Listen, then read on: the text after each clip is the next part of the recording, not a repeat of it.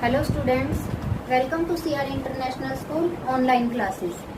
देखिए बेटा, जब मैं आपको पहले पार्ट 1 जो है भाषा, लिपि और व्याकरण, ये मैं आपको पढ़ा चुकी हूँ। लेकिन भाषा पढ़ाया था, उसके बाद मैंने लिपि और व्याकरण पढ़ाया था 7 तारीख को।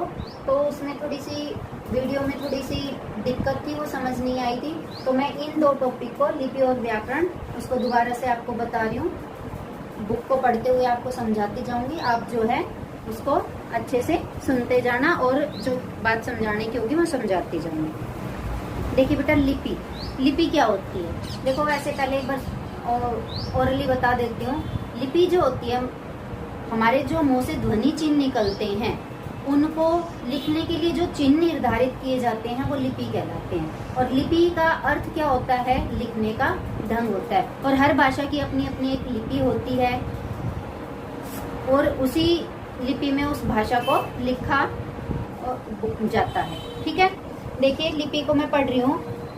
भाषा का लिखित रूप लिपि के कारण ही संभव है। जब हमारे पास में कोई भी साइन नहीं होंगे, हमारे ध्वनि चिन्हों के लिए साइन नहीं होंगे, तो हम अपनी भाषा को जो है लिख ही नहीं पाएंगे। तो लिखित रूप के लिए लिपि जो है बहुत ही आवश्यक होती है। लिपि का अर्थ होता है लिखने का ढंग। हर भाषा में अलग अलग ध्वनि संकेत होते हैं। ध्वनि संकेत मतलब, संकेत का मतलब क्या होता है?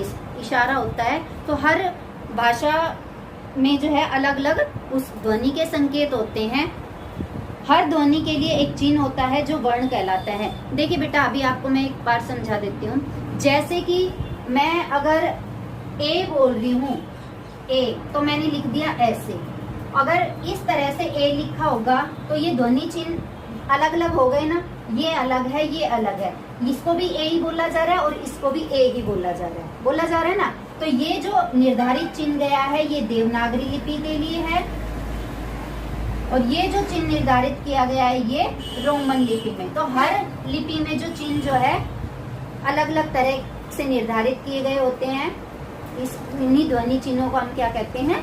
लिपि कहते हैं। ठीक है, अब ऐसे क्या होगी? देखिए, विचारों या ध्वनियों को लिखकर प्रकट करने के लिए निश्चित किए गए चिन्ह लिपि कहलाते हैं। विश्व की विभिन्न भाषाएं अलग अलग लिपियों में लिखी जाती है। कि मैंने अभी आपको बताया, सभी भाषाओं की अपनी अलग अलग लिपियां होती है। हिंदी की लिपि होती है देवनागरी, संस्कृत की भी देवनागरी है, गुजराती की भी देवनागरी है। ऐसे ही अंग्रेजी की रोमन और पंजाबी की गुरुमुखी और उर्दू की फारसी। ऐसे बहुत सारी भाषाएं हैं जिनकी अलग अलग लिपियां होती है। ठीक है, आपको लिपि समझ में आ गया होगा। अब हम पढ़ते हैं व्याकरण। व्याकरण क्या होता है? व्याकरण, जिसको हम इंग्लिश में ग्रामर बोलते हैं, आप सभी जानते हो। हम ये ग्रामर की बुक क्यों पढ़ते हैं? रीडर के साथ साथ हम ग्रामर की बुक क्यों पढ़ते हैं? क्योंकि जो ये हमारी व्याकरण है, ये ही हमें भाषा को शुद्ध रूप से बोलना, लिखना, पढ़ना सिखाते हैं। यानी कि ये हमें हर वर्ण, शब्द, वाक्य जो भी हमारी भाषा में प्रयुक्त होते हैं, विराम चिन्ह हो गए, सभी की जो जानकारी होती है वो कौन देता है? व्याकरण ही देता है। ठीक है, अब हम व्याकरण पढ़ रहे हैं। व्याकरण पढ़ने से पहले मैं थोड़ा सा एक बार और बताऊंगी। जैसे भाषा होती है हमारी, भाषा का एक छोटा रूप और होता है जिसको हम बोली कहते हैं। उसको हम इस तरह भी कह सकते हैं कि भाषा का जो क्षेत्रीय रूप होता है, यानी कि देखो, हमारे पूरे भारत में हिंदी भाषा बोली जाती है। लेकिन जब हम भारत के अलग अलग हिस्सों में जाते हैं, राजस्थान, पंजाब, हरियाणा, इधर जाते हैं, तो जो हमारी हिंदी भाषा है वो थोड़ा सा अपना रूप परिवर्तित कर लेती है। तो जो क्षेत्र के अनुसार हमारा रूप परिवर्तित हो जाता है वो क्या कहलाती है? बोली कहलाती है। अब हम पढ़ रहे हैं व्याकरण। व्याकरण क्या होता है?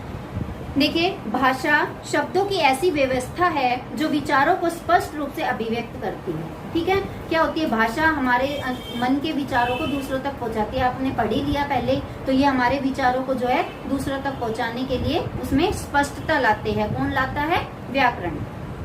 यह व्यवस्था यदि असंतुलित हो जाए तो शब्दों तथा वाक्यों के अर्थ समझे नहीं जा सकते। अब ये क्या है? मान लो जो हमारी भाषा है, हमने किसी को भी कुछ कहा कि मुझे पानी ला दो, ये बोला है, हमने अपने विचार उस तक पहुंचा दिए और हम उसको अच्छी तरह से ना बोले इस वाक्य को, पानी दो मुझे ला, तो क्या वो जो हमारी बात को सुन रहा है वो अच्छे से समझ पाएगा, नहीं समझ पाएगा तो व्याकरण ही हमें ये है वो हमारा काम भी कर देते हैं। इस तरह से क्या व्याकरण क्या होगा, भाषा के शुद्ध रूप संबंधी नियमों का ज्ञान कराने वाला शास्त्र जो है व्याकरण कहलाता है। अब व्याकरण जो है, व्याकरण के अंतर्गत जो है 3 अंग होते हैं। व्याकरण में हम 3 अंगों पर जो है विचार विमर्श करते हैं। कौन कौन से होते हैं वो देखिए, व्याकरण के अंग,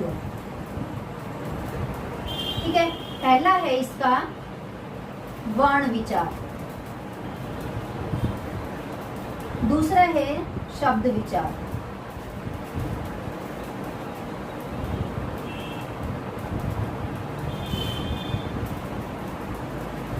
और तीसरा है वाक्य विचार।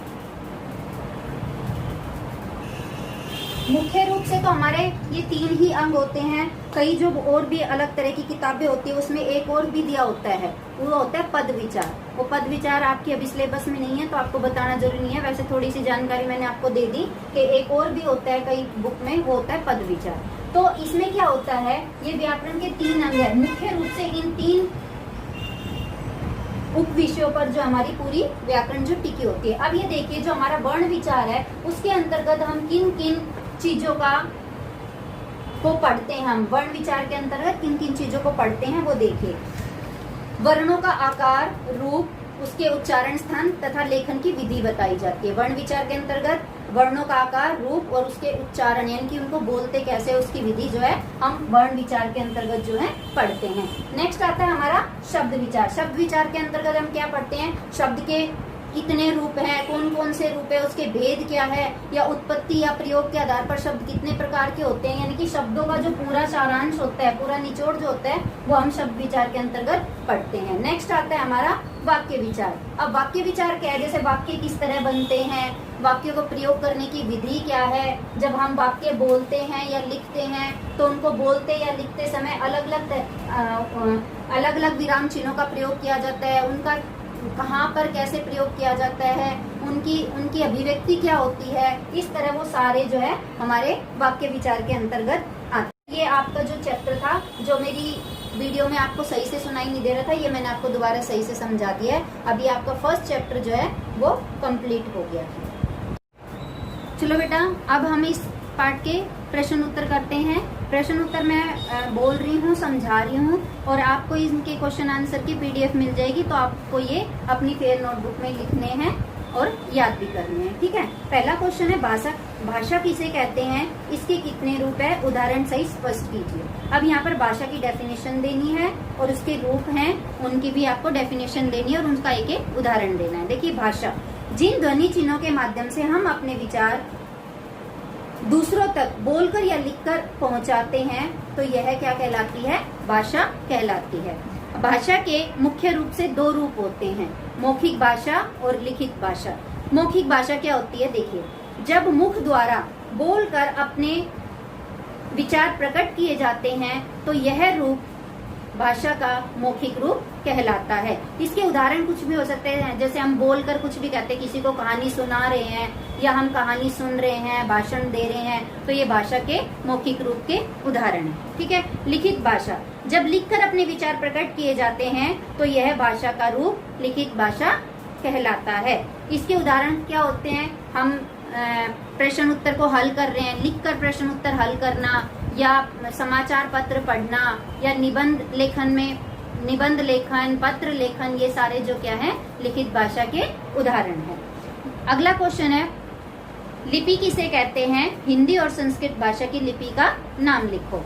लिपि किसे कहते हैं, विचारों या ध्वनियों को लिखकर प्रकट करने के लिए निश्चित किए गए चिन्ह लिपि कहलाते हैं। हिंदी और संस्कृत भाषा की लिपि कौन सी है, देवनागरी है।